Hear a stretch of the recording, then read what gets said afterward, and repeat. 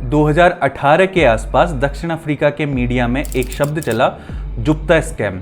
जुप्ता शब्द गुप्ता परिवार और वहां के राष्ट्रपति जैकब जुमा के बीच नज़दीकी दिखाने को इस्तेमाल हुआ।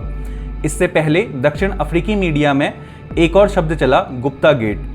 मामला गुप्ता परिवार की एक बेटी की शादी का था, जब एक निजी जेट विमान दक्षिण अफ्रीकी मिलिट्री एयरफोर्स बेस पर शादी में शामिल भारतीय मेहमानों को लेकर उतरा था। कभी दक्षिण अफ्रीका के अखबारों की सुर्खियों में रहने वाले इन गुप्ता बंधुओं का नाम अब उत्तराखंड की सियासत से भी जुड़ चुका है। यह नाम उत्तराखंड की विधानसभा में गूंज रहा है। ऐसा नहीं है कि गुप्ता बंधुओं का नाम पहली बार खबरों का हिस्सा बना है। कभी 200 करोड़ की शादी, तो कभी केदारनाथ और बद्रीनाथ में सोने का चढ़ावा, कभी जेट प्लस सुरक्षा, तो कभी एविएशन कंपनी में हिस्सेदारी। दक्षिण अफ्रीका में सरकार गिराने के आरोपी गुप्ता बंधुओं पर उत्तराखंड में सरकार गिराने की साजिश रचने का आरोप है। नमस्कार, मैं गिरीश। आज हम जानेंगे कौन है गुप्ता बंधु और उत्तराखंड सरकार में उनका दखल। जिस समय दक्षिण अफ्रीका में गुप्ता गेट और जुप्ता स्कैम जैसे शब्द चल रहे थे, उन दिनों उत्तराखंड में गुप्ता ब्रदर्स की वाई कैटेगरी की सुरक्षा जेड में तब्दील की जा रही थी।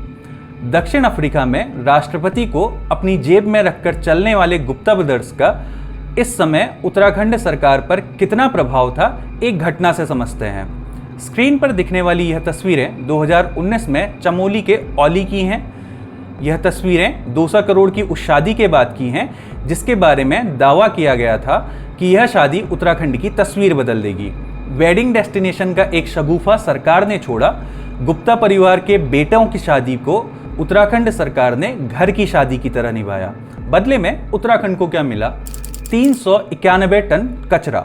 सारे नियमों को ताक में रखकर इको सेंसिटिव जोन में कराई गई इस शादी से स्पष्ट है कि राज्य सरकार पर गुप्ता परिवार का कितना प्रभाव रहा होगा। चाहे 500 करोड़ रुपए खर्च करने पड़े, हम सरकार गिरा कर रहेंगे। यह बात उत्तराखंड विधानसभा के इस मानसून सत्र में कही गई। 500 करोड़ खर्च करने पड़े, हम सरकार गिरा कर लेंगे। क्या विधानसभा में कोई भी विधायक बिना तथ्य के कुछ भी बोल सकता है? खानपुर सीट से विधायक उमेश कुमार ने आरोप लगाया है कि गुप्ता बंधुओं को यहाँ के यानी उत्तराखंड के तत्कालीन 3 मुख्यमंत्रियों ने वाई और जेट कैटेगरी सुरक्षा दी और हेली कंपनी जैसे व्यापार सौंप दिए। विधायक उमेश कुमार के विधानसभा में दिए गए भाषण को सच माने तो कहा जा सकता है कि पूर्व मुख्यमंत्री त्रिवेंद्र सिंह रावत उत्तराखंड के जैकब जुमा थे और दक्षिण अफ्रीका के सबसे बड़े घोटालों के आरोपी उत्तराखंड में तख्तापलट की फिराक में हैं।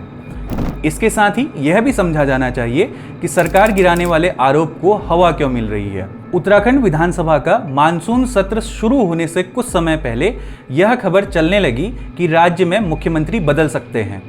उस समय उत्तराखंड के भाजपा नेताओं के अचानक हुए दिल्ली दौरों से यह भी कयास लगाए जाने लगे, कहीं कुछ ठीक नहीं है। ठीक इस घटना के बाद उमेश कुमार का सरकार गिराने के लिए 500 करोड़ की व्यवस्था किए जाने का दावा एक किस्म का संयोग भी हो सकता है। खानपुर विधायक उमेश कुमार के विधानसभा में दिए गए इस बयान के बाद सबसे तीखी प्रतिक्रिया भारतीय जनता पार्टी के 2 बड़े नेताओं की आई, रमेश पोखरियाल निशंक और त्रिवेंद्र सिंह रावत।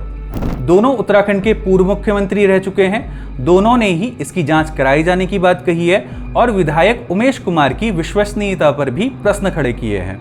पलटवार करते हुए विधायक उमेश कुमार ने पूर्व मुख्यमंत्री त्रिवेंद्र सिंह रावत पर गुप्ता बंधुओं को फायदा पहुंचाने जैसे गंभीर आरोप लगाए हैं।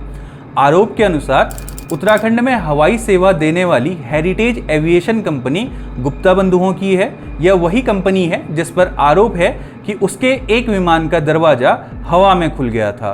यह घटना 2019 की है, जब पंतनगर से पिथौरागढ़ जा रहे विमान की इमरजेंसी लैंडिंग करानी पड़ी थी, जिसके बाद डीजीसीए ने कई महीनों तक दोनों शहरों के बीच हवाई सेवा निलंबित कर दी थी।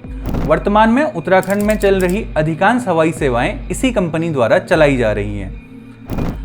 बहरहाल इस पूरे घटनाक्रम में जनता से जुड़े कुछ सवाल हैं जो कहीं पीछे छूट जाते हैं।